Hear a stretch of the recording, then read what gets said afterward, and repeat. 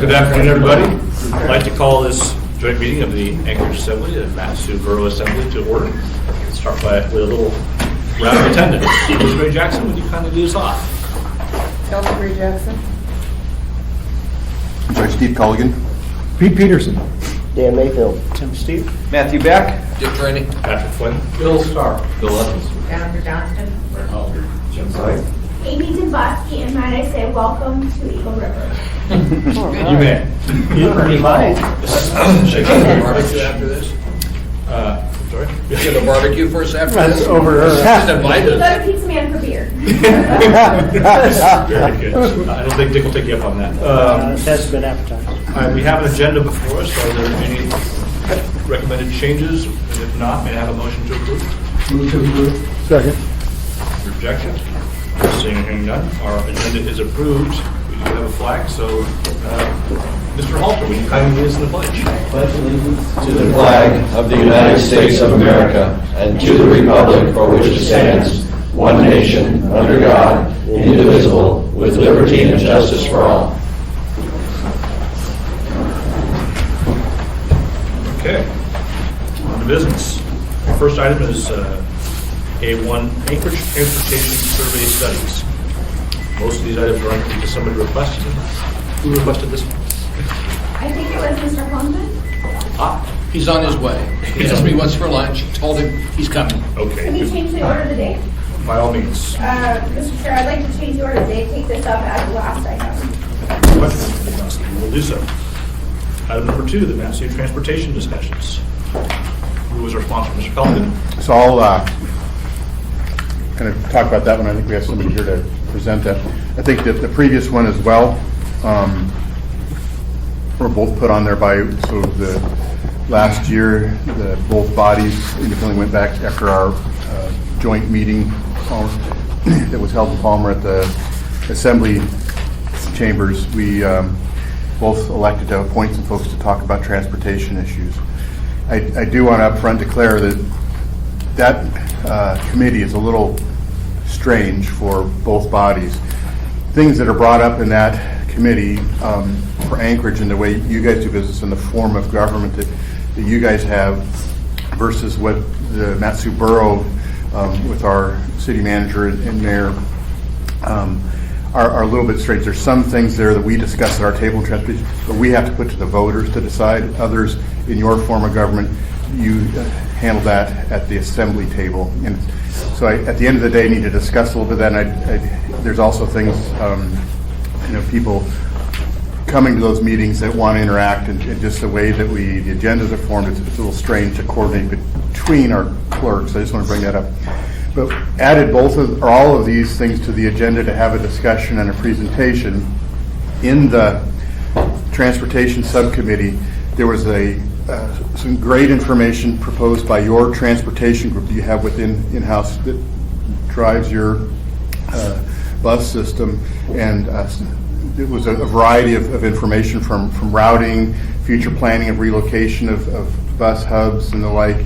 And of course in the Matsu, we're trying to figure out, we have some privately run, we call it semi-private, they're subsidized private organizations along with some public organizations that are grant funded throughout the borough, and they're not all the same.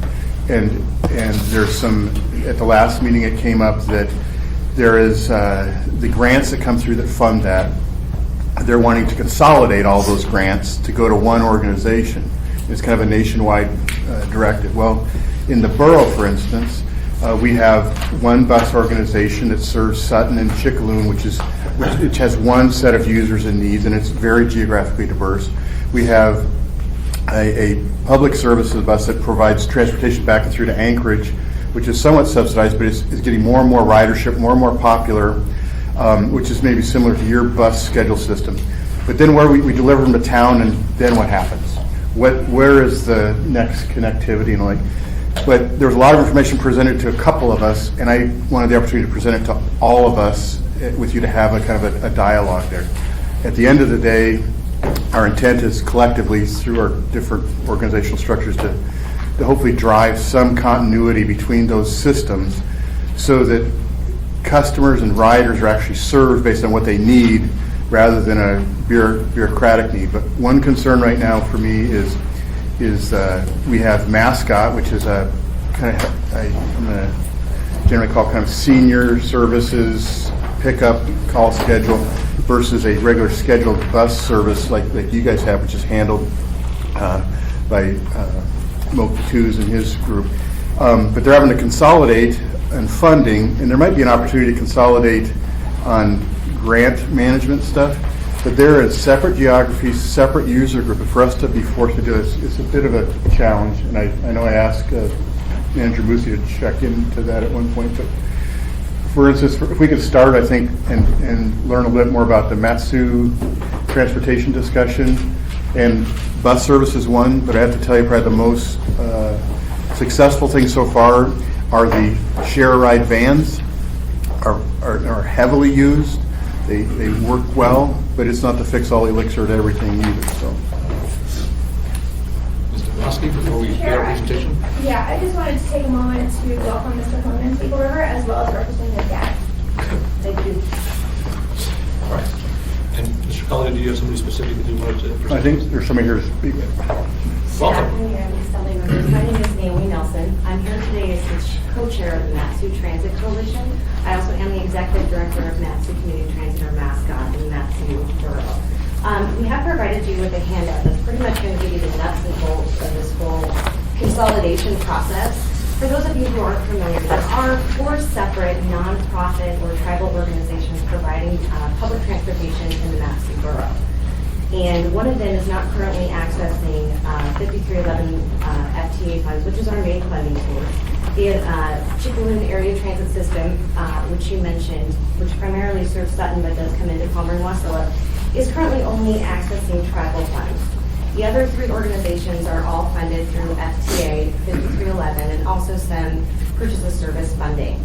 So back in May 7th, 2014 of this year, the Alaska Department of Transportation and Public Facilities issued a mandate that let us know that by fiscal year 2017, which begins July 1, 2016, they will only be funding one organization.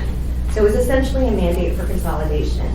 The purpose of this mandate was essentially to reduce paying duplicate overhead and administrative costs for these 3 separate organizations, so that essentially you could put more buses on the road and serve more people. And so the Matsu Transit Coalition Steering Committee has been tasked with coming up with a plan for this consolidation. We have to submit this plan by January 5th, 2015. Implementation has to begin June of 2015, but full implementation doesn't have to be accomplished until the beginning of fiscal year 2017. Where we are at today, I don't know how familiar you are with this process. I'd be happy to take questions after this.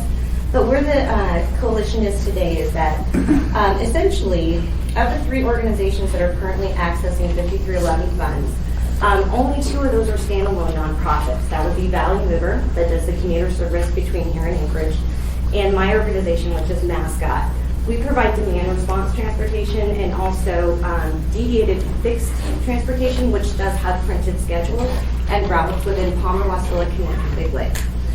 Sunshine Transit operates up in the Talkeetna, Willow, and Sunshine area, and it is actually fortunate enough to be part of Sunshine Community Health Center, so it's a part of a larger organization.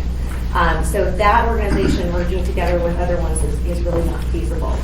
So we've met every other Wednesday and sometimes every Wednesday, the steering committee of the coalition, to start developing this plan and have those discussions. Where we're at today is that organizational reviews of both Valley River and Mascot have been completed by the Forker Group. And the Consolidation Committee reviewed this report earlier this month.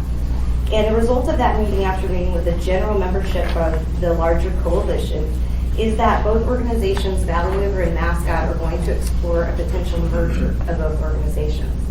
That could end up being an acquisition where one of them, folds into the other. It could be also, we don't know at this point, whether or not we would form a new 501c nonprofit. And if this merger is successful, or if we create a new organization, that organization would be what we lovingly named de facto, or the FTA-funded organization, and they would be responsible for receiving those FTA funds, planning and administering those and delivering those services, whether they did it themselves or through contracts. And that's essentially where we're at. We're working on trying to get that plan into the state by January 5th, and then we'll start on the implementation procedures. Are there any questions in general? Sure, I see several, and I have a couple too. So, Mr. Colligan, you were first. Yeah, so I think you answered some of them great. So at the end of the day, part of that service is, as far as it overlaps with Anchorage, was just understanding the discussion, the geography that we cover, consolidating some, what types of things have you identified that can be consolidated? If you have different types of buses and they're geographically dispersed, where is it just grant management? Because maintenance and all that other stuff, how much overlap have you found? Well, there's a lot. I mean, right now you have 3 organizations, each with an executive director and their own administrative staff. You have 3 separate maintenance operations, and you also have all of the different assets. So essentially what the state is looking for, as I said previously, is to stop paying those duplicate administrative costs and those overhead. You have also all of the facility costs for each of those organizations. And right now, instead of that money going into actual operations of buses and serving people on the road, it's going to those duplicate costs. So primarily that would be administrative staff, which would include your grant management. It would also be maintenance staff and also financial outside services and those types of things. And then, so the final question was, so at the end of the day, for the overlap between Anchorages, on the portion of that business that takes people through Eagle River into the municipality of Anchorage to downtown River, I think it's important that we have a further discussion of where those services, where most of those users are, et cetera. That's the nice thing about the share vans, because those are geographically coordinated amongst the users at certain locations. And where's the overlap? And I know Mr. Honeman and Mr. Demboski, I think that's kind of the discussion we need to continue to drive. Thank you, Mr. Colligan. Mr. Halter. I didn't catch the status of Sunshine. You said Sunshine Transit up in Valley. Well, as they're part of a larger organization, it's really not an issue as far as them merging or coming together with an organization. Whoever ends up being that FTA-funded organization is going to be responsible for planning and delivering those services to all of the areas of the borough that are currently receiving services through FTA funds, be it Sunshine Transit or Mascot or Valley Mover. And so one of the things in the plan is for that after we get this organizational question kind of solid and figured out, is that the committee is responsible for updating a community plan and planning those services and making sure that those folks, for example, in the Sunshine area, are not going to see a drastic reduction in services and that their needs are going to be met. So Sunshine Transit has a seat on the consolidation committee, and so they're working for that. So this plan kind of goes in I'm just going to set this down. It goes into kind of two areas. You've got your organization that's going to be receiving the FTA funds and figuring out how we're going to do that, be it a merger or forming a new 501c3. The other side of that is taking a look at the services that we're currently providing, what's working, what's not, what are the needs of the community. So there's kind of your high-level plan of if we had $1 million more every year, what we'd like to see in the community versus what's actually going to be possible based on the community's needs on the combined budget of those 3 organizations. Okay, thank you. Mr. Starr. Just so you're aware, we're having challenges, with my representation here in Chudiak Eagle River in terms of getting into Anchorage. It sounds funny, but there's STEM miles that require the buses to oftentimes come out empty, pick up with limited crews. So certainly, if there was a dialogue that our budgets needed to supplant that or that willingness study on who is actually going to be ridership, certainly include us in that conversation so we can be that player, because Valley Mover is strictly a voluntary service now. There's no mandate that says they have to provide the transportation needed, or is there? No, it's a strictly voluntary thing, and I would love to get you in touch with Jennifer too, who is the executive director of Valley Mover. I know that she's been having conversations with Lance, the director of People Mover, as far as negotiating that, but there may be some difficulties there that the assembly could help with. Well, Peel offers a standalone bus station out here that was supplemented, but our dollars could certainly be a start to that as you start to flesh out your budgets. You mentioned the People Move, or the Share a Ride program as well, and that's dispatch functions are primarily in Anchorage, which manages the program in quotes. Are you having any plans to expand that, where you would be a standalone dispatch center for Share a Ride out there? Not that I know of it at the moment, and I'll defer to the manager Musias if we've had any discussion in transportation. We've only had discussion with regarding this potential merger and what may happen to the services. Will it be enhanced? Will there be gaps? And in the process going through. But as far as stepping outside of that, we've not done that. Yeah, we're paid obviously to manage the program from that perspective. It's sometimes which user group you're servicing. So as you mature as a user of your own, it may be wise to branch out and handle your own program. Not that we're dissatisfied with serving that group, but it's growing larger. In fact, I think there's far more buses that are managed out there than in Anchorage, or vans rather. And if I could comment, so at the end of the day, I think our collective mission around the table is any cars we can keep off the highway offsets other development and resources, and knowing that resources and funding are tight, any incremental victory there is good. I drive at least 3 or 4 days a week to my office in South Anchorage from Wasilla. I'd like to make it 3, but sometimes it doesn't work out that way. But I have to, just an anecdotal comment, the biggest transportation study that was ever conducted was called sequestration.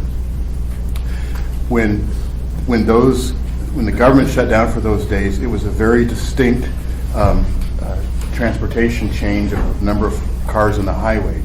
When a state holiday fell on sequestration, it was a ghost town going to town. But those buses are coordinated with people that work at a certain location.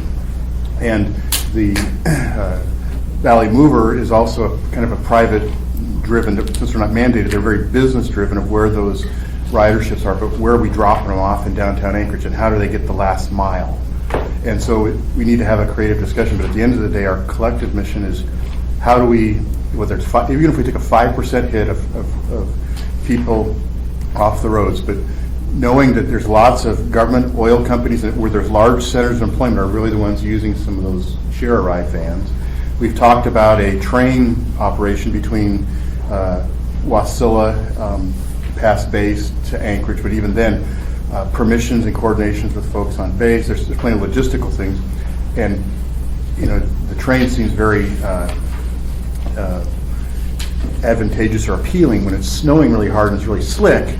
But on the other hand, the weight and stuff might not be so exciting on those other 300 days a year when it's not that way. Yeah. So, well, even though we're grant-driven in the Share a Ride program, and it helps pay our wages in that, my issues would be more customer service than being reactive to the growth models. That when you're talking 75% of the vans originate or managed out in your district, it seems there may be a time future for the conversation. You had brought up the Share Van Ride program, so I just put it out there for that as you grow it. Don't hesitate to take it on your own. Yeah. Versus if I could turn versus mass transit and rail. The Share a Ride is a very nodal, point-to-point, pre-arranged business arrangement that's facilitated in Anchorage. But I have to tell you, a lot of employees in Anchorage, government employees that commute back and forth, and the like, is amazing. But it's a proven model and it seems to work. Well, I'm not criticizing its availability. It's just when 75% of the customers per se originate out in your district, you may be better equipped to do it. So I guess the point at the end of the day is we're here to have an engaged, not a fight, but an engaging conversation and figure it out. It's kind of a hairball. How are we going to pull it apart and figure out what the real points are? Mr. Jackson. Thank you, Mr. Chairman. You mentioned 3 transit systems, correct? There's a total of 4, but there's 3 that are currently accessing the same product money, which is FTA 5311 funds. And Valley Mover is one of them? Absolutely. So they're getting federal money even though they're for profit? They are a nonprofit. We are all nonprofit. Okay. And my next question is, are there any other sorts of funding for these 3 transit systems other than FTA? Well, our main source of funding is FTA funds, whether you're talking about 5311 or some of the other purchase and service funding, which would be 5310 and 5316, which now that's changed with MAP 21. But that's our primary source of funding. And for example, for operational costs for 5311, the operating grant, so driver salaries and fuels, pays 56.86% of that. We're responsible with coming up with the rest of that. So that can be through other grants, whether state or federal or local. And in a lot of other communities, the public transit systems are largely supported by their local municipalities, whether that be a borough or cities. Fares are a source, but typically, other than when you're dealing with commuter service, your fare recovery is 5 to 10% of your total expenses, and that actually gets deducted from your total expenses before you can bill the rest of that to the grant. Other sources would be advertising revenue. There are some possibilities for in-kind. So essentially for operations, you're looking at coming up with 43.14% of your total operational expenses. Administrative expenses are actually paid at a higher rate. It's about a 90-10 split. So my salary, for example, or any in-house office staff, but your largest expenses, as I'm sure all of you know, are operational expenses. So if I can follow up, Mr. Chairman, so the majority of the funding is from FTA? Absolutely. Okay, and so how much money do you get from FTA? There is just over $1 million available for the borough as a whole in that 5311, we call it a pot. For all three? For all three. That's not a lot. And if Chickaland Area Transit System were to, and they are eligible for those funds, if they decided to do a mix of their tribal 5311 and the 5311 pot, that $1 million, just over $1 million would not change. Okay. And you know what we hear from FTA when they come out and talk to us is we need to expect flat or reduced funding. So it's really critical for not just us but other transit systems to develop those other sources of funding. And local government support is a very big piece of that. Great. Thank you, Mr. Chairman. Thank you, Ms. Dombrowski. Thank you, Mr. Chairman. I just wanted to just kind of recap some of the discussions we had on a joint transportation committee. One of that being the intersection between Anchorage and like the Valley Movers. For example, after talking to Lance, he made it clear that they're reevaluating the routes, and more than likely the routes in Eagle River or the route out of Peters Creek will probably end up being cut. He hasn't come out and said that, but the fact of the matter is when you start looking at numbers and demographics, so we have to decide as a city if we're going to take and not leave service with one in one part of our community, completely take it out. If there's a Valley Mover that's already driving through there, if we can creatively say, you know, it might be far more cost effective for us to pay for that service, but at a far lower rate than it would be for an entire route to be up there, it would make sense. So that's something we've been talking about, and I know Lance is looking at it, and I'm sure that's why Jennifer and he are talking, because they were both at the same meeting. But that's something, you know, I think we need to look at before we start chopping routes. We need to have another option on the table. And the other thing, the other big issue that has been coming up at the meeting were transportation when we get to Anchorage. As Mr. Collian pointed out, that is a big issue. You have a lot of people that choose not to take the bus, whether it's from Chugia to Eagle River, because once they get to Anchorage, it can take them an extra 50 to 60 minutes to get where they're going because the routes, they have to wait half an hour for a route. So that's one area of improvement that from the Anchorage side, I know Lance has been looking to see how do we improve this, how do we change this, how do we make change times faster. And I know that that's part of what he's trying to talk about with maybe possibly moving the transit center. But those are two of the big issues that when we ask why aren't people taking more public transportation, one, availability of routes, and two, is connection. And those two types of things have to be addressed. And if we go down the route of a train, you know, you can get people to Anchorage, but how are you going to rapidly get them to where they're going? Because if it takes them an extra hour and a half, they're just going to drive their car. So that's something we have to be thoughtful about. And as we're thinking, as Anchorage looks out at the valley and we see what they're talking about with all their grant things, we have to recognize the valley is huge and all these areas do not overlap. So they do have a unique challenge in that they have different entities that are serving different areas, but now they're being told, you guys have to combine. So it's a very unique situation they're in. And as they move forward and they deal with their situation, if our situation dictates in Peters Creek, for example, we lose that route, I think we proactively have to engage them and say, this might be a win-win for both of us. You to come through Peters Creek and pick up this route, and us to have a cheaper alternative to get people into town. So, Thank you, Mr. Losky. Mr. Honan? Thank you, Mr. Chairman. I apologize for being late to my colleagues. I apologize for trying to be a little bit, pull my thoughts together late last night, work tonight, so I apologize for maybe not sounding straight and direct.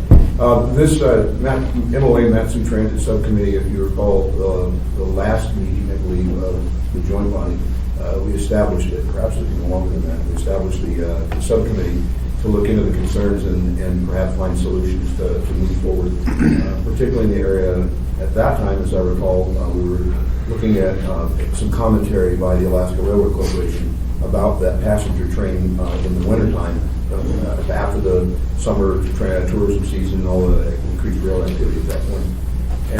And so we met as a group once in Eagle River and Jitters. The follow-up meeting was in March of this year. We were fairly aggressive at that time. We were, Mr. Trainee, myself, and the experts met with members of the Alaska Railroad Corporation. Myself and Chair Easley went down to the Alaska Railroad Corporation's board meeting and thanked them for their bringing the conversation back, if you will, to try to address the concern. And we set a fairly aggressive tone, at least I know I did, trying to see if we could find funding for this fall, the months that started here in September. It was felt that it was fairly aggressive. We didn't think we could come up with a private-public partnership that we need to get about roughly $2 million in funding, and particularly when the state legislature would not convene until January. We thought if we could get at least that $1 million to $2 million, somewhere in between, we might be able to successfully launch the train in this pilot period right now. But that was, again, deemed a bit aggressive. We had to set out more of a plan, have the information that we've been gathering. So we've been relatively busy, best we can be. And what I didn't realize or fully appreciate is that once we established the transit subcommittee, is that we operate in our governmental bodies a bit differently. And Mr. Cullen reminded us at last meeting in September 30th that where we have a committee and announce a meeting, within public notice requirements, and a subcommittee or committee could meet and schedule an agenda and have discussions. So apparently your borough assembly is a bit more restrictive, and you have to have you announce at your regular scheduled borough assembly meetings and such. So we found that even that was a bit logistically challenging for all of us. And so we did have some stakeholders then talk to Mr. Lance Wilbur, and we also talked to the Valley River representation, by the way, has been just wonderful. So I want to hear, so there we go. And this was wonderful talking about their challenges and explaining such. But what I found very interesting and what I'd like to encourage both of our bodies moving forward, and since we decided to meet rather than as a subcommittee, as a member of the whole, so we can all understand and appreciate what we're dealing with. And that is, I know the municipality has a long-range planner strictly assigned for transit issues. I mean, I don't think that's his sole duty, but it's one of his primary obligations to the municipality. And he gave a very good overview of the steps that they've been taking. And in fact, if you're not aware that they're actually doing the long-range plan survey, they've been putting out postcards with a number. There's several ways to respond. They're even giving some incentives, gift cards if you take the survey online and things like that. So for the first time, I recall them saying, a few notes were taken, they actually have also extended that survey to the valley, whereas before it had been strictly Anchorage only to make sense of the planner for the municipality. But recognizing, of course, the valley mover and other things. So I think they're implementing more in the way of getting out requests so people can respond more accurately from both ends of Matsu Valley as well as Anchorage both. And we did talk about many of the things that have already been mentioned before. I don't want to go over that again, but it's one of the things this morning, in fact, as the temperature dipped a bit more, and about 6 o'clock or a little after, they had a car crash around Peters Creek, and it's a 2-lane roadway at that point. We came to zero for a short period of time, and they were able to start reopening the lanes, but that became again, inbound Glen, became a parking lot. When the train, they don't even have the moose issues that there's been. It's been fairly flat. They've been... Don't talk about what you don't know. They seem to be able to move through. Cow catchers, I guess. But in any event, They don't catch anything. It's again a reminder that it took several, it was delays for several hundreds, if not a couple of thousand people coming into Anchorage for work or whatever their reasons were. And so we really need to look at this. I think it's a viable option to explore. It is going to require both bodies to get vigorously and aggressively behind our legislative contingent. And I know it sounds like a lot of money, and we're talking millions, but if you recall that once you operate the train, you can also recapture some revenue, and it would have to be able to be successful. I think our committee has decided it would have to be a private-public partnership. We would have to have stakeholders like large businesses, even UAA, the military, the federal, state government, city government that would help, if you will, sponsor or subsidize in some way, whether it be the share ride shuttle vans provided to pick up people at the endpoints, or some funding to offset some of the ridership. It wouldn't be a lot of money, but it would be enough to where it would make it worth your while. You need to make it worth your while. People get on the doggone thing to try and make it successful. So those are some of the things that I missed. Anything, Mr. Bosky? I missed one. Pretty weird. Yeah, we could do breakfast burritos or something. I think on the coffee stuff. We actually had talked about that. No kidding, having a train that had some sort of a beverage thing, so you could have a coffee or something like that, tea or something. I do have you too, Mr. Collins. Okay. Mr. Sykes? Yeah, just a follow-up question about the Pickleton Village transportation. Are they going to continue to interface while the Glen Highway is not the major development in the area? There is growth, and so I just wanted to know if they have a piece of proposal, because nobody else is serving that area except for Pickleton Village. As far as I know, they have plans to continue. The only reason they're not involved as far as the consideration of a merger is because they're not currently accessing those 5311 funds. They could. However, with this mandate, there's only going to be in the Mat-Su Borough one organization that receives that. So that again would be an opportunity for a partnership. And besides local government, tribal government is also a great opportunity because they can, while their 5311 tribal funds are not eligible for our organizations to use as match, they do have a different source of funding that they could apply for that then would be eligible for match. So they can continue to provide those services themselves. They could also, as they have looked at in the past, contract with that FTA organization as well for all or part of their services. But with talking with Lou and Gary, who's the director there, I have not heard anything about them planning to discontinue their services and still planning to come in and connect with the systems here. Mr. Collins? Yeah, so I raised my hand earlier because I did want to recognize Ms. Tews that is here also, that represents Valley Mover, and see if she had any input. But as a whole, this discussion for me has two parts. The other part of the discussion is, so we as an organization are going through this consolidation because of this mandate. And it's a one-size-fits-all nationwide thing when we obviously have this disparity of different providers geographically and others. And have we asked, or should we be asking collectively, and I don't know what effects that happens in the municipality of Anchorage, but should we be asking the question, should this be consolidated? Should we be asking for an exemption of this consolidation?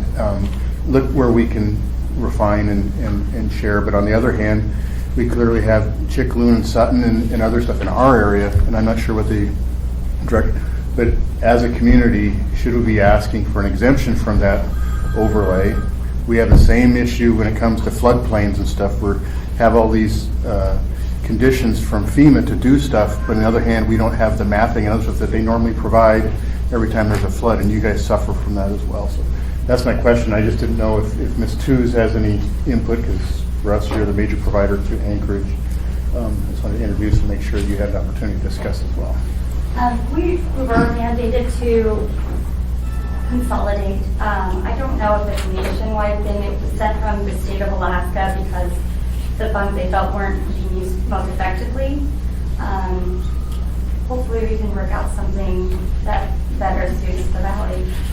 We're still really in the preliminary stages of it and don't have much of a vision yet. Yeah. We do, I don't know if you already talked about it, but have plans for our boards to meet, and then we'll be able to work through if it will be beneficial for everybody out in our community. I did want to follow up about our funding though. we're only half funded federally. Other than that, we've created partnerships like you were talking about with ConocoPhillips, the school district, UAA. We have 25% is actually our fare recovery, so that's a large part of our funding. It's not a majority of federal funding, just half. And Mr. Mahoney, a final point? Yeah, but just thank you, Mr. for that. I was going to mention that there are already some stops along the way between the valley and here. I believe that you stopped me at the college campus at UAA and maybe one other location in the river. We can stop at any of the ramps, and we do that on a basis. They have to call and reserve it just an hour before, so we dispatch that call. We go to the transit center on demand, and we do have a scheduled stop at the UAA campus. And I believe, if I don't want to speak on your behalf or the municipality's behalf, but I believe there's been a bit more cooperative partnershiping in that regard, whereas before there was not a lot of space for that. We were full at where the transit points were, so that's been more collaborative of late. Better? A couple of years ago, we removed from where the federal building is to actually the transit center. So now we make full stops to service both the state and the federal office buildings. We did meet after the last joint meeting about Eagle River. I haven't got a follow-up from Lance yet about the ridership and stuff, because to do that we would have to put on another bus, and so we would need additional funding, but I'm waiting to get back to work on that. So to Mr. Starr's point, we're trying to be creative here and within the rules of both federal funding and the nonprofit versus the municipal governmental operation that we know as public transit.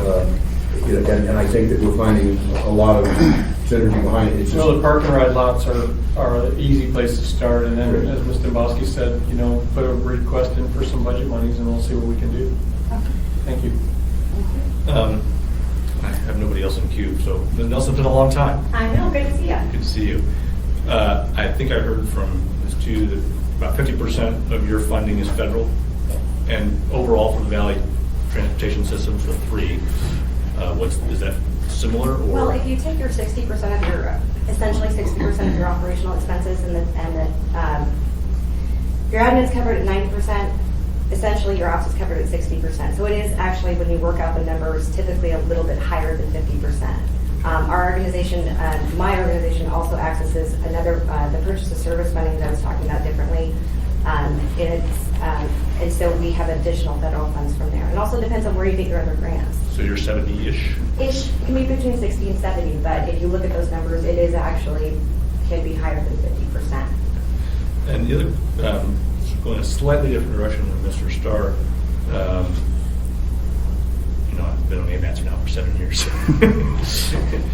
It might be worthwhile to ask the question if it makes more sense, given the diverse needs of the Valley, to migrate Valley Mover into the People Mover system,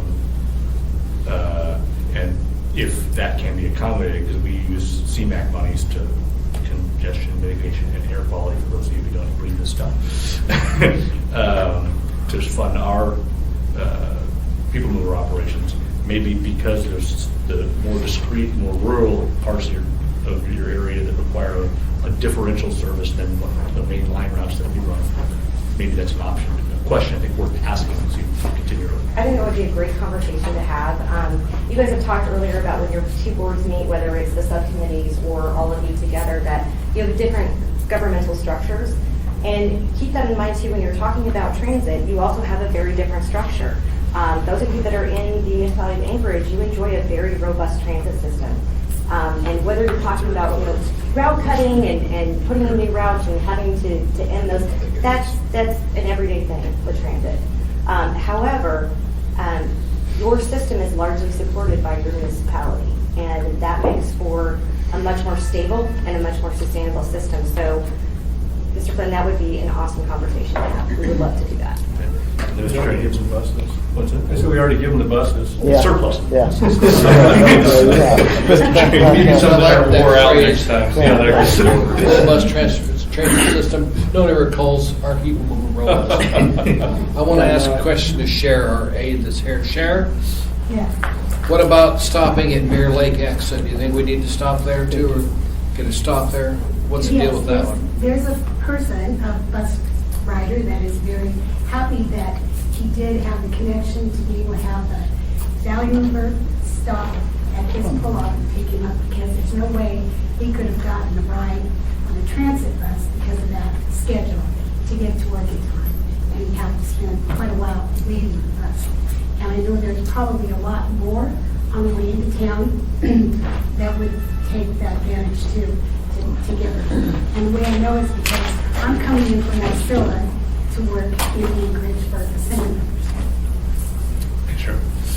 Okay.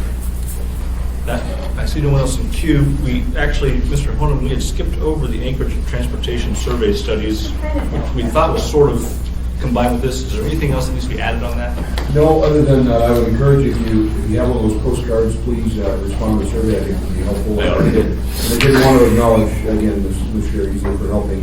Very interested because she is a valid mover rider, and not to promote one agency over another. It's a fairly reasonable monthly get in. And then we also have Anchorage and Matanuska major road projects on the agenda. Is that a different topic that we need to cover today? Yes, I think I added that, as well. I think the intent was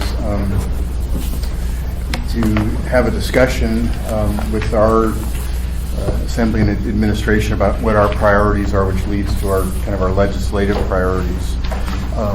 So in general, just kind of paraphrase the Matanuska Borough, one of the biggest problems we have is getting infrastructure in a timely fashion and prioritizing within our community and our juggling between our road services and road maintenance.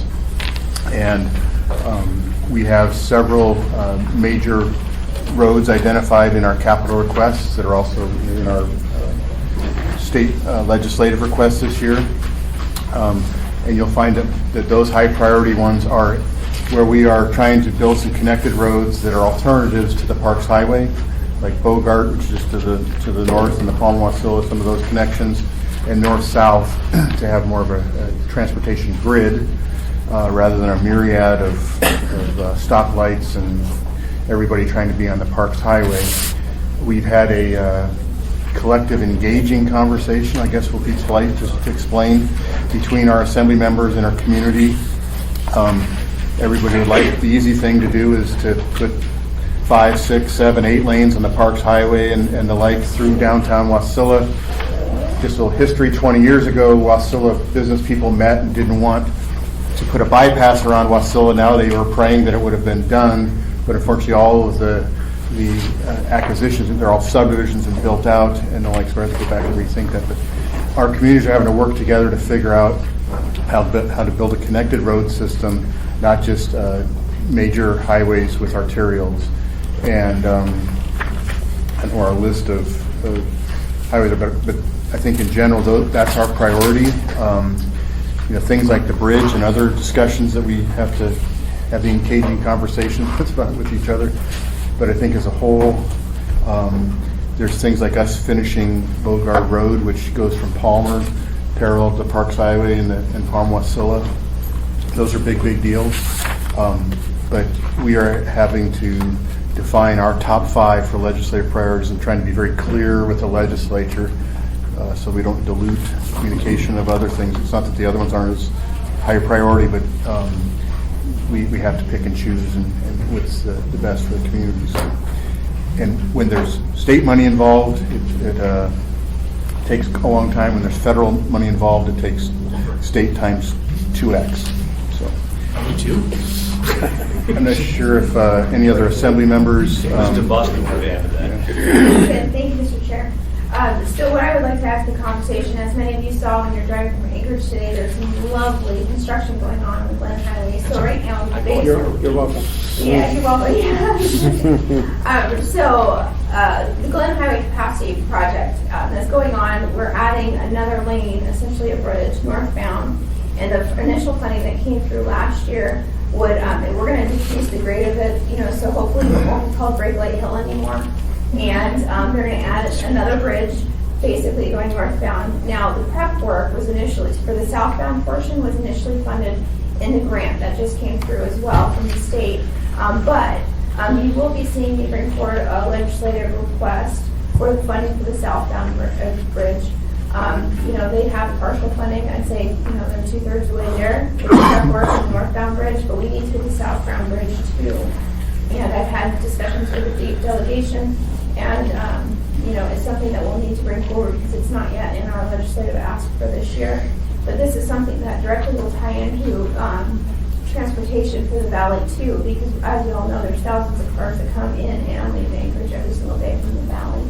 So it would be very helpful to have not only Anchorage members supporting the additional bridge, but to have the Valley delegation, Valley Assembly members articulate their support for that additional expenditure this year. It's going to be a big one. It's probably going to be in the neighborhood of about $40 million. But with that said, we have part of the project already funded and underway, and we're just hoping to get it finished because we think it'll make a huge difference when we service all these commuters from the valley and from North Anchorage. Thank you, Ms. Matanuska.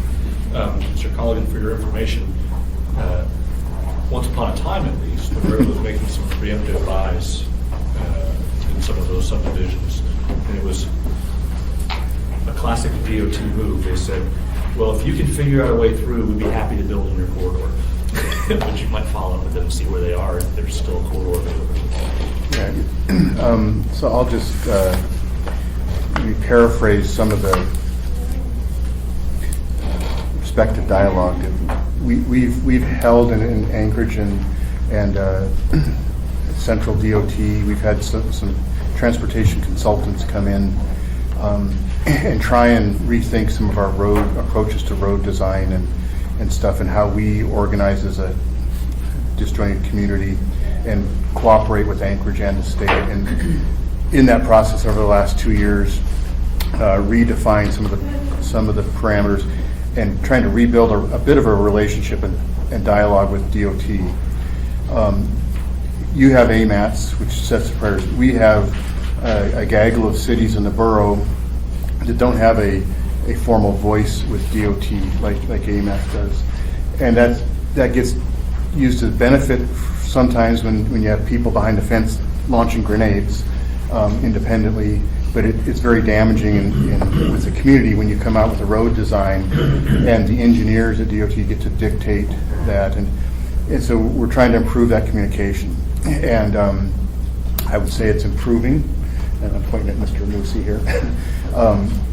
And our mission is to improve that, but also include the community, be very directive on what roundabouts versus 13 lights down KGB. When you start doing transportation planning and you take every opportunity to go to the maximum, if it's almost, the numbers, the transportation are almost to the next level within 10%, but you've got 25% guests. It's continuing ratcheting up. All of a sudden, instead of a 4-lane, you've got a 6-lane highway requirement. Those are the things we really need to ask in our community of DOT, because we don't have enough money. If we built a 6-lane option, we don't have enough money for any of the other roads, and it's becoming a very big deal.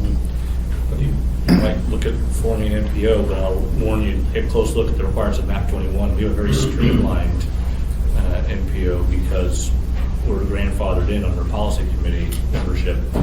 If we were to reopen that, we'd have 14 or 15 members, and it would be very unusual. Yeah, and so just to answer, we've looked at that exact question. What would have to change at the state level for some language in the statutes? Not sure that we want to do that, but that type of organization is something we need to get to. Well, it's not required that you have the entire borough in it. Yeah. I mean, we don't have the entire municipality within the AMAT boundaries. So. I'm sorry. You're in it, Mr. Onan, you had something? Just anecdotally, I've had a conversation with some DOT officials, and we were asking, I was talking about some of the challenges, of course, in the Anchorage area for traffic congestion and how to try to meet some of those challenges.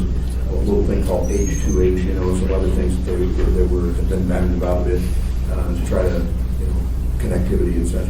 And just off the cheek, I said, well, what are some of the things that you guys are looking at? And they said, pretty much, they summed up their comment was pretty much everything that was reasonably priced or something that people would consider reasonable are done. So everything else going forward is fairly expensive. And so you're right, the funding challenges are abound, and I looked at your resolutions here. And so I would, switching back just a little bit to the transit thing, if the borough doesn't employ a transportation plan along with it, then I know that Mr. Emerson Kruger. Yeah, Kruger at one point was assigned to help us, and then that's been transitioned out. I don't know if there is a long-range planner for transportation for people transit, if you will.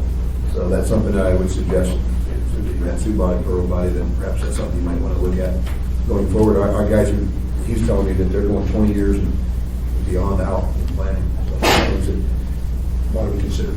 Okay, well, we sort of slid into it, but that brings us to our legislative priorities for the respective bodies. See, you guys have already finished yours. We haven't got our draft done yet. But they haven't been. So with that, when Johnson comes back to the table, she can talk about where we're headed on ours. Who leads it for you guys? So I can put that on the list to discuss. Mr. Musi, do you want to help out with that discussion? But so before you is the Matsu legislative priorities. I don't think we need to go through all of them. Just kind of trade with it. But the top three, I think, are B, C, and D when we start looking down. But I think the one that's of most interest to discuss, and we put ours in the top five, not itemized, but just what the top five are. The one of them that's interesting, we've been fighting for a long time, and we have a lady in our community that's her mission in life to make sure that Miss Munoz, who has been an advocate in the schools for financial and other stuff, but she comes to every meeting. Her and her husband, her ex-husband, used to be in the sewer septage business, and she came from upstate New York, and look at the problems that they have with community sewer and septage, and I think one of these days we'll have a facility named after her or something. But we are hauling our septage into Anchorage. You guys are on the edge of that being viable or not viable, turning down, and us looking in someday not being able to take that septage in. It's becoming a higher and higher priority to have leachate and septage, and we're kind of separate, but we've started putting money together to fund and find property and other stuff to deal with that. But that is one of our top five priorities, a $2.5 million, $2.2 million ask. Do you want to comment on that, Mr. Musi, at all? Yes. Those don't know, I'm John Musi, Borough Manager. And probably about a year ago, Mr. Michaelis, your manager, came and spoke to us and explained our concerns with the operation of your wastewater treatment facility. And you do take every bit of our crap from the borough. We appreciate that. Literally. But it's about time we take care of our own, and that's the message that Mr. Michaelis gave to us. And of course, he very professionally, wink, wink. Come on, borough. You've got your own responsibilities. You've grown up now, so we are doing that. Essentially, we are down to the point right now where we have two sites located. We're doing the site study on what makes more sense environmentally and cost-wise. And we're looking at this as a business where we're need to make sure that this service pays for itself, and we can do it. One thing I'm going to tell you, it's you are giving our haulers a very good rate on disposal. Our cost is going to go up. It's just going to have to with the type of design we're going to need to do. It's going to be different. It's not going to be municipal waste. It's just going to be septic and leachate, which is the runoff from our landfill. So the issue is going to come is getting the funding to do so, making a decision on, is this something that we can get private business to come in and operate, or is this something that the borough has to operate? What is the most cost-effective and environmentally sound to do so? And then making it palatable for our businesses to use the service, or requiring our business to use the service. So we're going to get off your system, but also too, we may need some help with your potential customers, because we certainly don't want to make a $20 million investment and then have Municipality of Anchorage undercut our price and it's not being used. But we're not even close there. We don't have a plan yet or a place for that. So, Mr. Musi, are hitting on the edge of the question that I had, which is, and I don't want to do anything that economically disadvantages your residents, but would it help drive your process if we explored a rate increase for your haulers in order to drive your revenue? Not at this time. And I know in the short term it's painful, but overall economically. Well, what's our kickback? Reasonable question. Honestly, from my perspective, if this made sense for the municipality to continue to take this product, I would be more than happy for you to continue to do it. You have an issue with the operation. Yes. So at a certain time when we are ready, we need to have some type of cooperation that the borough serves the borough residents, you serve your residents and customers. And so I'm almost positive it's going to happen, but it's going to be a process to get there. Because building a brand new facility on a smaller amount of customer base, it's going to be more expensive. It's just obvious to the advantage we have. We're not going to have our haulers maybe driving 20 or 30 miles, and so there's going to be a savings there. And also, it kind of leads in transportation, get those vehicles off the park side. Mr. Collins? So I just wanted to mention, so my perception of this is that we're in a bit of a fatal embrace here. We don't have any capacity for doing service, and we're trying to identify that. Anchorage has a service that may be challenged and is going to have issues of its own. And so we're trying to come up with a plan.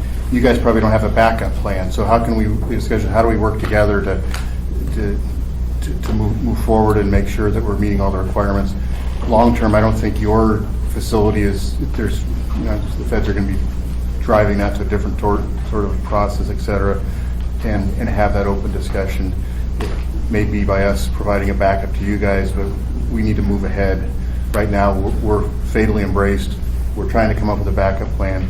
We're looking for support for you guys to, at least as a legislative kind of priority, to help move that ahead and maybe also discuss what your plans are in that regard. Mr. Sykes? Well, I've had with this particular subject, and Helen knows as a constituent and neighbor of mine. But in the early 90s, I was invited to give an Earth Day speech, and I was living in Anchorage.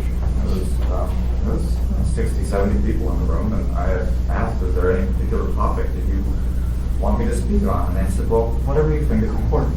So I decided to talk about the fact that Anchorage's sewage is only primary treatment before it goes into the inlet, in one of the few cities that has a waiver from the EPA, and this is probably not a good idea in the long term. It was a long time ago.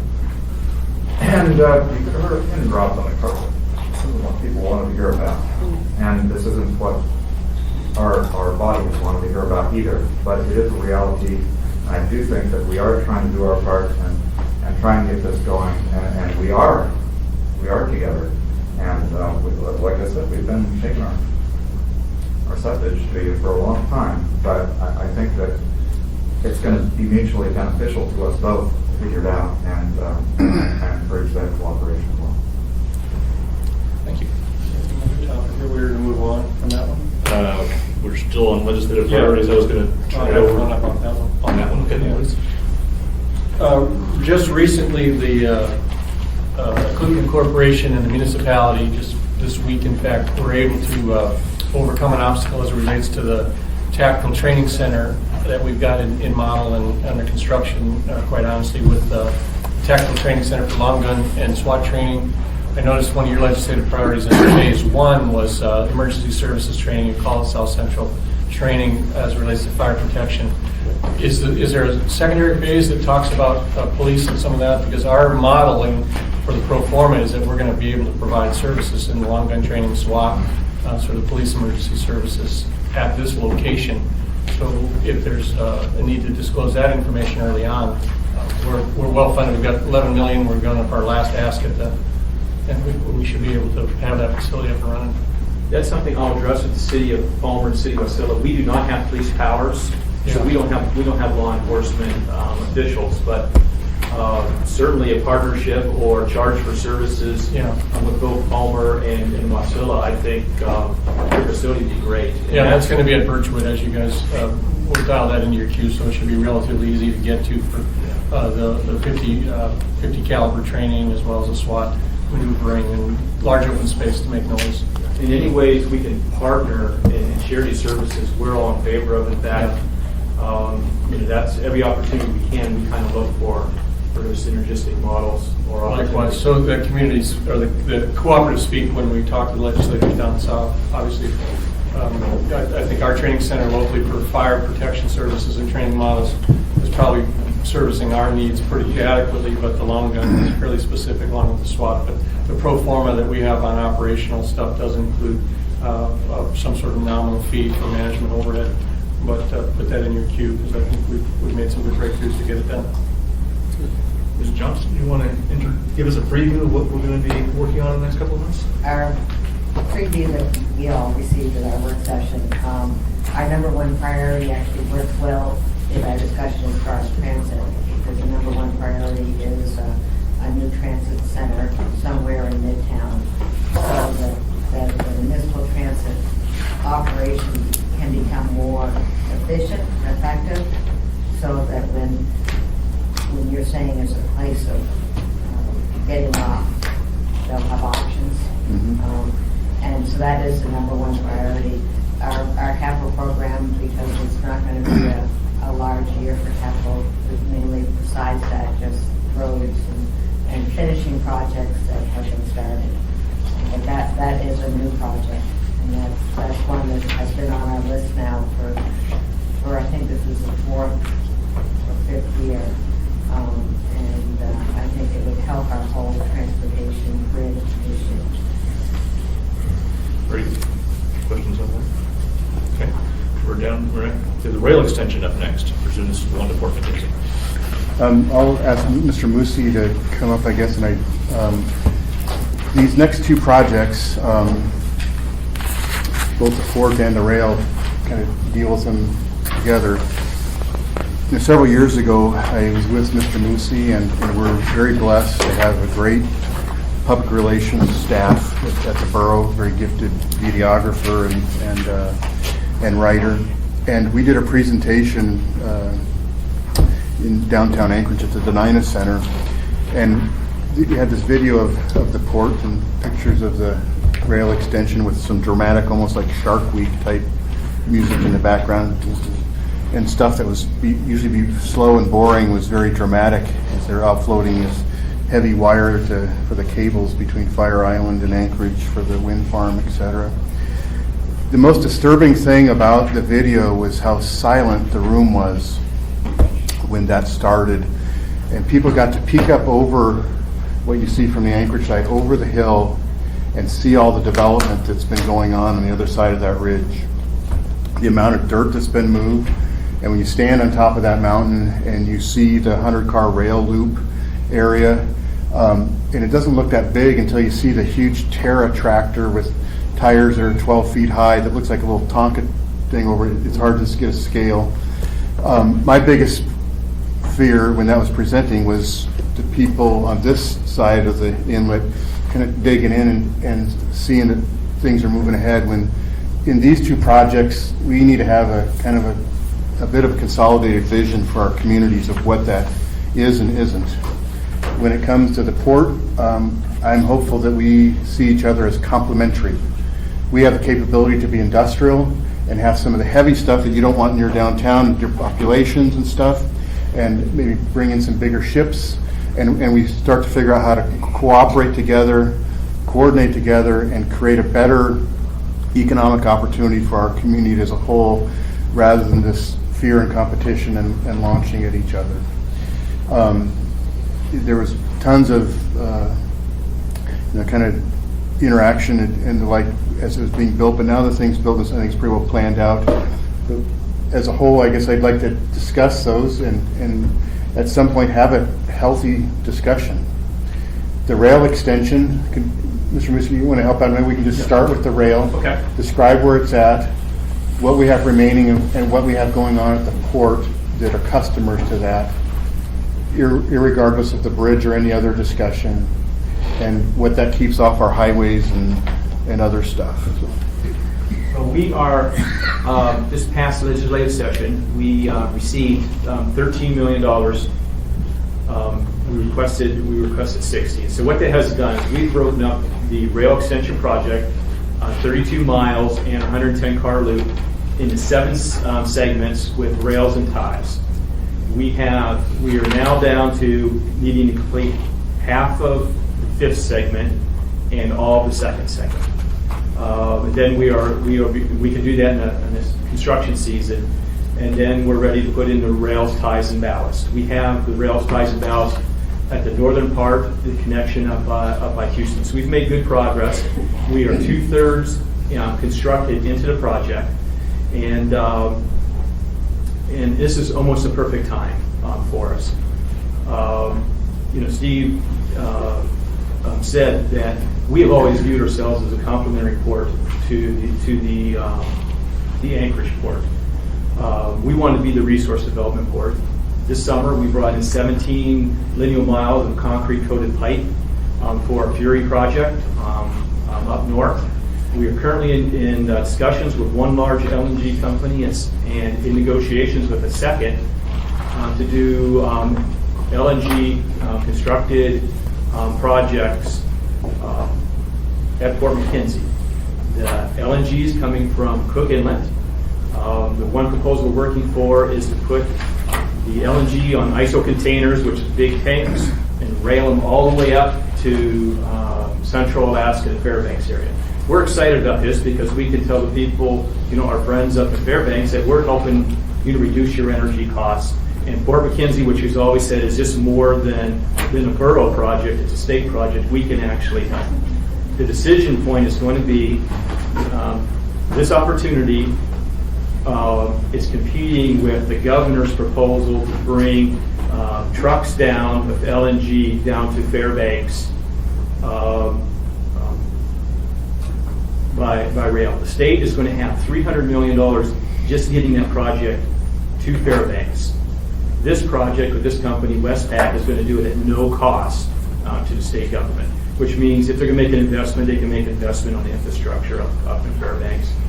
We're hoping that decision is made in about 2 to 3 months. So we're getting negotiations with them, but with the rail, it gives us now a reason to go back to the legislature and say, you know what, it's happening what we said it was going to happen. So if we can get the money, we're asking for $120 million. We never get what we ask for, but we need to have some funding to keep this on step, because if the Westpac project goes, they will need rail service in 2 years.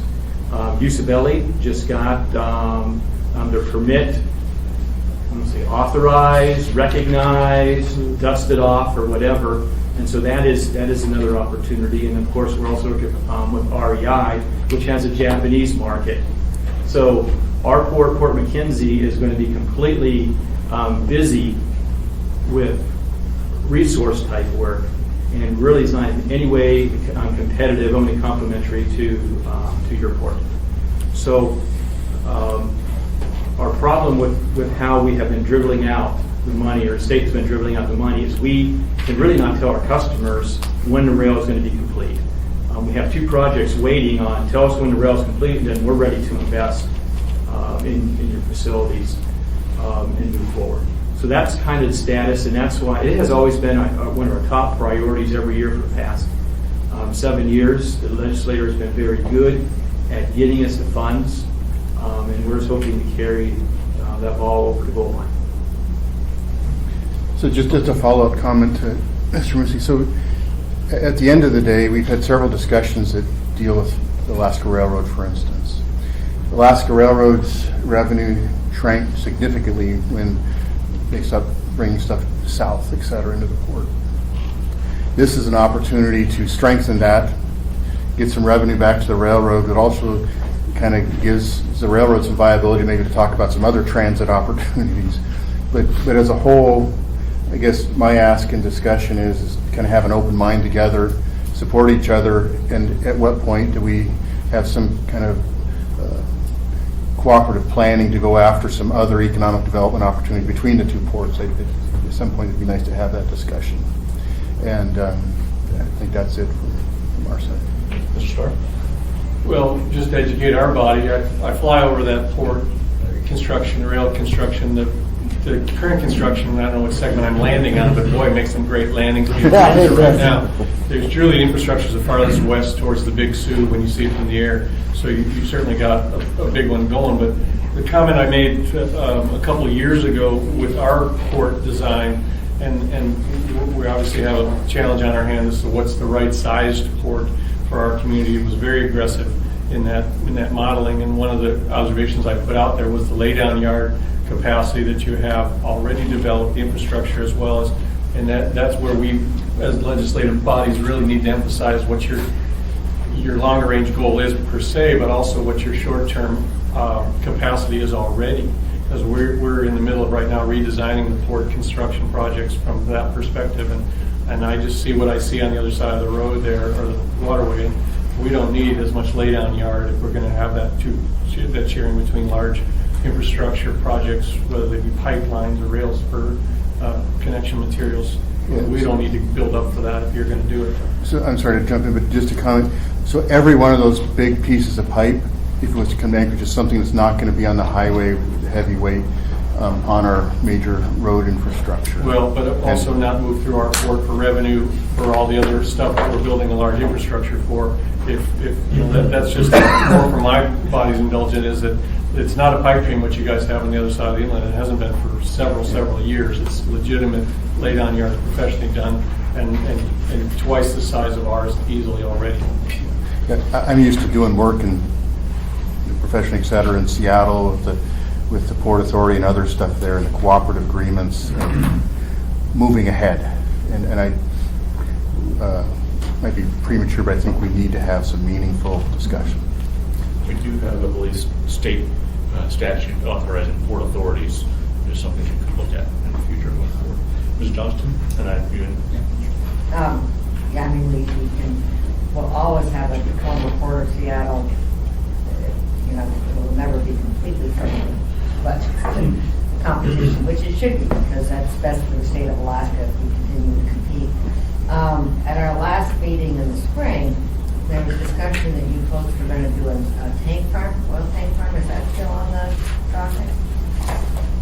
Yes, it is. That's Central Alaska Energy, and they received funding from ADA. They wanted to expand that, and so they, number one, there's no rush because there is no rail completion yet. And the second thing is they were looking for another financial partner, I think, for like a 10 or 15% piece. And their service area for the tank farm? Service area for tank farm. I mean, where's the market? The market, what they're doing is they're bringing in low sulfur diesel, and essentially it was to also send it up to the Fairbanks area and really drive down their cost of energy. They're bringing from the outside. They have competitive rate, and but they need the infrastructure to be complete for them to move forward. They do have ADA approval for the loan package. So, and they're two local guys, Mark Smith and Justin Sharon. And I think it was a few years ago, also Vitus Marine. They're the ones who 3 winters ago, when they couldn't get fuel into Nome, they found a way of getting it in there. So they're our own guys who are doing this, and they're just trying to time this the right way at the right time. And just from my own curiosity with your port,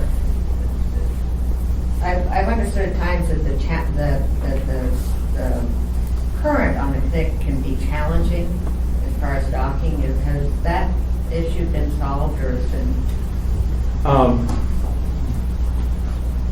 We have done study. We have brought in the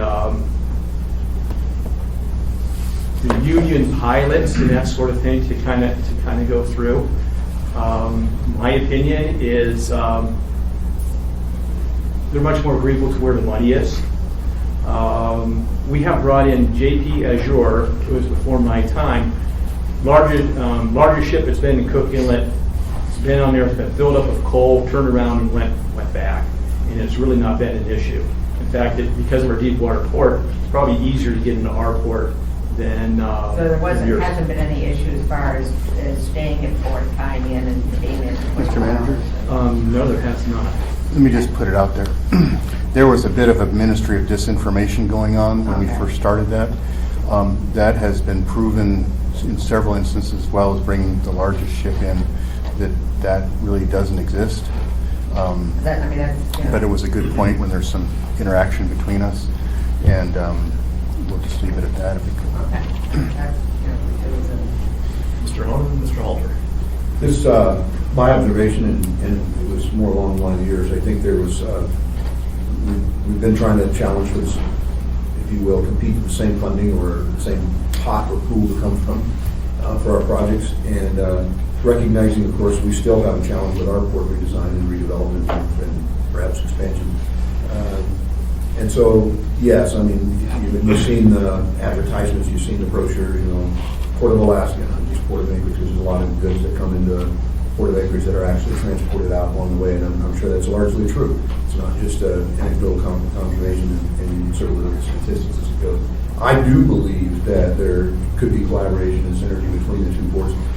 Again, for heavy industrial resource planning type material, it certainly makes a lot of sense because of the fact that we don't have a lot of space down in our own. We're having to expand as well, and it's on our targets on our map to get it accomplished. One of the things just today is a perfect example. We started with transit and the issues of moving people, and now we're talking about moving goods, and we're talking about where you're going to put all that stuff and how you're going to offload it and ship it back and forth. One of the things, and I don't want to say we're doing too much too soon because we have to have vision and long-range planning and such for goal setting, but the next item that you talked about, one conversation, I think ties right into it. Are we splitting our resources up? We're talking about needing money from the state, perhaps to subsidize getting a pilot rail project to get people moving on a project that's already in place, the railroad. And they have the cars there. It's just a matter of getting the funding to get it going on the off months, most of the year, if you will, to get people back and forth between the two regions. Do we also need to connect Arm Bridge at whatever cost that comes in at? And frankly, from what I've heard overwhelmingly, people aren't really interested in paying a toll when that'd be the only one in the state that would charge something at a fairly heavy price. So then you get back to, well, if you're not doing that, you cover that entire cost at a state and largely state function and funding. And if you do that, that sucks away from money for our ports, and it sucks away money for our regional transit. So, we probably collectively should have a synergy and a collaborative conversation on where do we prioritize, just like we do our legislative priorities, and I'm sure that's what your intent is, and I'm glad we're having a conversation. Because I, for one, we have our ports, both of them. They are functioning to some degree, but they certainly need the challenges, and we certainly need to make sure we're meeting all the objectives and the goals of what we have in place. We have to fix what we have first, rather than try to put something else we don't have and put that ahead of the game. I think we're going to be for some lean times for state funding. Thank you, Mr. Honan. Mr. Halter. On the railroad, this is a project that's been constructed for the last 5 years. So this is an ongoing project. And, like I think Mr. Flynn said, it's time to finish project as far as capital priorities. So this is a big deal in Madison Borough. It's being built, the face is being built. The longer it goes out into the future now, all the politics and the routings behind us, all the politics that over between the two ports is kind of, you can see some light there. So this is just one of these high priorities. Let's get it done. That's what means to us. Thank you, sir. Mr. Hall. Yeah, thank you, Mr. Chairman. Honestly, Steve, I think we're having the wrong conversation. I think the conversation that we've got to start having as a state is how we're going to grow the population of the state. You go to other states in the union, any place you want to go, there's not a port or two ports, there's multiple ports. And when you go in and get that kind of growth, every time they create a job, it's a generator to the state treasury in one form or another. And in the state of Alaska, what we're doing is we're all out there competing for state dollars. Yet none of us are really putting anything into the state treasury to grow back from. When you get that population growth and development of natural resources, et cetera, so forth, it doesn't become where we're competing with each other. What you're doing is just trying to keep up the demand. to handle the product you're producing, as well as the freight coming in for the population that you've got growing. We're 700,000 people. Our sole resource is in decline and the price of oil is dropping. So we're all going to go to the legislature again this year and fight for that same few dollars. And I think if we'd all begin to focus on thinking about how we're really going to grow the population of the state so that we can do what I kind of refer to, become adults and pay our own bills, that's what we're going to have to do to be able to make all of these projects viable. We can't do it with the population that we've got. We got to be able to grow the industry, and we got to be able to grow the population, and that is what's going to generate revenue to allow us to continue the growth. It's kind of a vicious circle. But if we ever get to the point where we're there, we want to be having this discussion because you'll have more business if you handle with that port. We'll have more than we can handle in the port of Anchorage. But I think that's the conversation that we've got to start having as a state, and honestly, we're the population base of the state, so maybe that conversation needs to start here. Thank you, Mr. Hall. Mr. Starr. So to tag on, I would bet you, I live in Eagle River here, and I'm proud of our community's deal, but we don't bring much to the table. These folks here from Matsu are going to Whiskey Bravo's a mine that's out towards Squinton. If you can handle the infrastructure challenges and the infrastructure development, you're going to see the resource development beyond the oil and natural gas products as well. But we can't overshadow the fact, and I'm not going into the bridge conversation yet, we don't have any place to entice people to move here in Anchorage to live affordably. Chugach Eagle River's got the last of the developable land. We're doing our best to make that affordable, but we're going to need that infrastructure on the other side cooperatively as well, whether that be the flats area out at Fort McKenzie or whatever, and we're going to have to get that workforce to work, whether they come over here as a brain trust or they're up north doing mining and machining. There's that thinking that Mr. Hall just talked about that's beyond just what we know and we're good at, but there'll be a day, I suspect, that Matsu will be the kingpin in those discussions because of what you offer to the west. We don't bring that to the table. We bring tourism, infrastructure, and that, but slowly we're starting to see it. Throw another major airport into the north, and again, those conversations change players at the table. So all things said, I think we can see it, but cooperatively as leaders, we've got to be cognizant to what our end game is, and Mr. Hall's exactly right. We've got to start enticing the growth. So if I can mention, so I very much appreciate the conversation, and we've been a little bit polite about it. At the end of the day, on the other side of the inlet, whether you're talking about the bridge and why to put in the bridge or not, is we need infrastructure over there. The discussions about the bridge and what's on the other side, we've very actively talked about numbers and infrastructure, but there's been, up until the last couple of years, we've proactively started defining town sites and other potential, what happens when you get to the other side of the bridge. There were some conflicts between the number of jobs and stuff, almost like there's going to be retail on the other side, but there wasn't matching areas set aside for that retail, so we worked to kind of redefine that. But even when you talk about roads, you talk about sewer septage. There's a huge sewer septage design facility over there in conjunction with the prison and other stuff.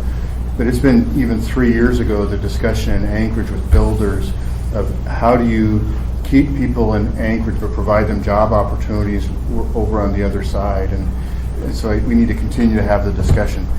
For us, it's completing that project incrementally and providing opportunities to the railroad, to folks in South Central for jobs. And for me is, how does that extend to economic opportunities? How do we, through that port facility, create an economic zone where we can create derivative products and other manufacturing that we simply just don't do now, and have those kind of visionary discussions and move ahead. Mr. Holden and Mr. Trainor? I appreciate the comments from all around the colleagues here, and I mentioned that the bridge only in the fact that it is a role of government to provide funding for major infrastructure in the hopes of, if you're planning correctly and you're, for lack of better terms, you're marketing and selling the communities for growth, potential for growth or expansion, it's going to take somebody to get going first. And while we have, if you will, we have the piece of paper and we have things platted and planned, if we're not, if you will, putting the shovel to the ground and we're not putting the infrastructure in place, there's not the incentive for business to come in and say, hey, I'm willing to put my part in too. We're not willing to. So I think that's the challenge that we're having. We're all kind of staring at the same pot of money, and we're trying to decide politely, perhaps, and sometimes with a little less truth. But we need to, we're at a point where we have grown and we've grown up. And so as leaders today, going forward for the leaders that will have to come because of term limits and such, I think we need to do due diligence to make sure that we are planning and being collaborative. So, I'm open to thoughts and suggestions as well. But, I can tell you that a lot of people went out and speculative purchased all around the Willow area, thinking that the capital was moving some 3 decades ago. And here we are today. It isn't moving. Yeah. I think we had a vote or two on that, didn't we?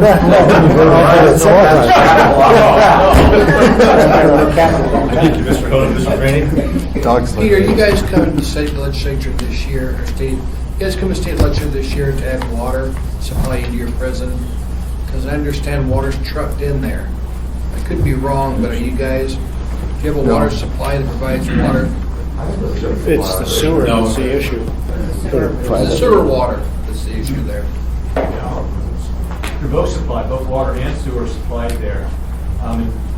In fact, there's enough capacity that planning, once the bridge occurs, we have done a study and laid out really seven small communities in the area of 3,000 to 7,000.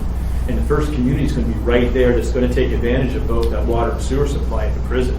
So it's there, plus there's extra capacity. Okay, good. Thank you.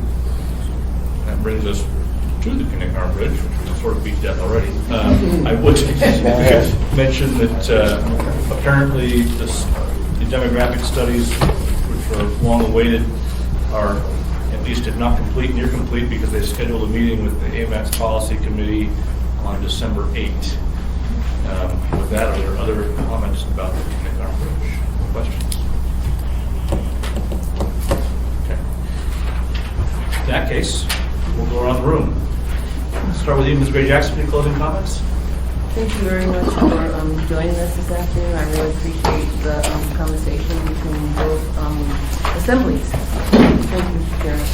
Ms. Gray Jackson, Mr. Colligan. So I appreciate everybody showing up. I know Mr. Arvin wanted me to express that he couldn't be here today. He's actually in Taiwan until next week working on some other stuff. But, I really appreciate kind of the engaging conversation, and I hope that going forward we have the respectful, engaging conversation about what the real issues are. And the bridge interjects some things, but leading up to that, there's these incremental steps. As Mr. Halter clearly said, for us, the rail extension, trying to get that complete. If it stalls or something, we can't afford to sit around and wait for something to happen. Our other alternatives are to go find some offshore investment to get it complete and start charging a toll for the railroad to come on, etc. There's other options, but we need to be focused on getting that done, and that'll lead the process. But when it comes to the leachate type stuff or their community issues, we're fortunate to have this lady in our community that is just her mission in life, very passionate. Mr. Sykes' constituents, and she comes to every meeting, and she's real sweet about it. But that is her issue, and it is one. I did want to mention, though, between our bodies when we schedule these meetings, I know I'll be looking for some directives from our clerk and attorney about how we function as a body versus municipality of Anchorage. I'd like to have some more formal discussion, but I also we need to do it in a way that our dysfunctional differences are upheld, and look forward to having a discussion. Thank you. Thank you, Mr. Collins. Mr. Peterson. Thank you, Mr. Chairman. Well, and I want to thank everyone for coming on a Friday afternoon to the meeting today. I think it's important that we, the leaders of our community, get together regularly so that we can see if there are some synergies that can be built between us, so that we can communicate what needs to be communicated to keep the costs down on some of these projects. If we work together, I think we maybe can actually make some of them cost a little less. And you're right about the competing dollars. When we go down to Juneau to lobby for our projects, there's fewer and fewer dollars to lobby for. So it's great if we can prioritize what both of our areas need, and maybe we can pull in the same direction when we're down there lobbying our legislators to try to get funds next spring. But I think this is a wise idea that we meet regularly. Mr. Mayfield? You know, I'm the new kid of the block, just newly elected, so I'd like to say thank you. Oh, condolences. Sorry to hear that. Yeah, I'd just like to say thank you for the conversation today. Learned a lot. And, having been a resident of Anchorage for 46 years, and being a resident of the borough for about 8 years now, I see these projects as really complementary, and it's a way for us to build Alaska. My district, District 5, which includes the port, is right in the crosshairs of development. And obviously the bridge, I think, would complement both Anchorage as well as the entire Mat-Su Valley in the state, as well as the rail extension and port expansion. So I see those as very complementary projects that I hope that we can work in synergy on to develop South Central Alaska. Mr. Steele? Yes, I too want to thank everybody for coming. A good discussion. It's good to bring even difficult issues up to talk about and get different perspectives on things. The state's not going to have as much money as we would like them to have. There's huge challenges on the West Coast and the North Slope in terms of environmental, transportation, public safety, ships, harbors. Anyway, but we need to keep thinking in those regards in terms of what our needs are. We are going to build another sewer treatment plant, or at least something better than primary treatment here pretty quick, I suspect, in terms of, and that's not going to be a cheap item either. We need to have the conversations because we need to know what needs are, other people's needs are as well. Sometimes we get myopic and just think that all the needs are the ones that are in our community. That's not always true. So, thank you. Mr. Deck? Thank you. I think the best days of our state are ahead of us and are awaiting us, and I think our collaboration is an important part of what's coming, and so I appreciate the opportunity, and thank you very much. Mr. Train? Just thanks for being here, and take a look at what's happened to Honolulu, where they had to shift over to a new sewage treatment plant. Latest estimate's for $2 billion to put it in. So believe me, you think the rates are cheap now? Wait till we have to put a new sewer system in. Treat this stuff, rates are going to go right through the roof. Mr. Starr? No, I have no comment. Mr. Evans? I just want to thank Eagle River for hosting us. I can now cross it off my bucket list.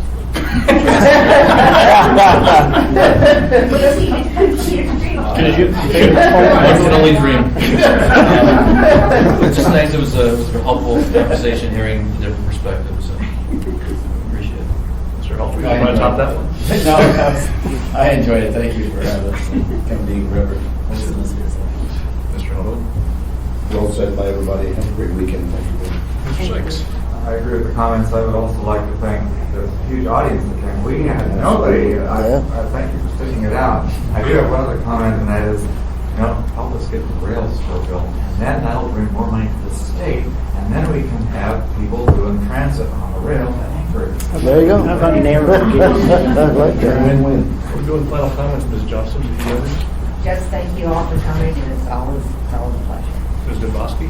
Thank you, Mr. Chair. I just want to thank everybody again for coming. As the resident that lives closest to our valley neighbors, I live in Peter Street, and I do have property in Willow Goat. I didn't buy it on speculation.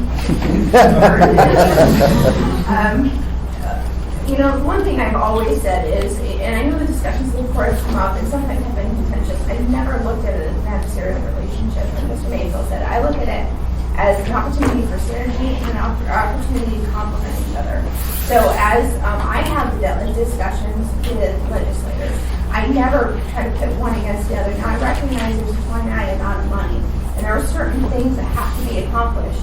Though our port modernization project is no longer an expansion project, it's a modernization project, that's something that will service all of Alaska, and we have to get that finished. But with that said, there are so many things that we can do that are going to complement each other. You know, if we build a bridge that goes across, you know, we have to remember the residents of Anchorage are going to be working over there. They're going to be bringing that money home, and they're going to be spending it in our stores, our restaurants. They're going to be remodeling their homes too. So, you know, I look at it, and it'll also give our residents, you know, opportunities for more affordable housing, whether it's people from the valley. You know, you stand at the end of Port Mackenzie, and downtown Anchorage is right across the way. It's, you know, a 5-minute drive across the bridge. So, you know, whether it's a toll bridge, which personally I don't think should be, I think the state's job is to build infrastructure, they should just build a bridge. You know, I think it's things we have to be visionaries, and we have to look at it and stop looking at what we do right now and recognize that we're building Alaska for our children. And we have to have a 50-year horizon, not a 5-year horizon. And I think that's always, sometimes it's hard to do, especially because we're looking at the current economy and what's happening right now. But we have to be willing to take those, because I truly believe if you build it, they will come. I truly believe if you invest in infrastructure, if you invest in education, if you invest in your communities, I think you'll have those opportunities for economic growth. And I think, you know, we will attract more people to come from other places, whether it's Lower 48 or maybe other places. But again, I just want to say thank you for everyone having such a positive attitude, and thank you for coming. And you all are welcome to come to Cedar Street anytime. Mr. Hall. Thank you, Mr. Chairman. I do appreciate the meeting. I have no further words of wisdom. They've all been said. Thank you. Thank you, Mr. Hall. Well, with that, Mr. Bosky, Mr. Starr, thank you for hosting all of us today, and we are adjourned.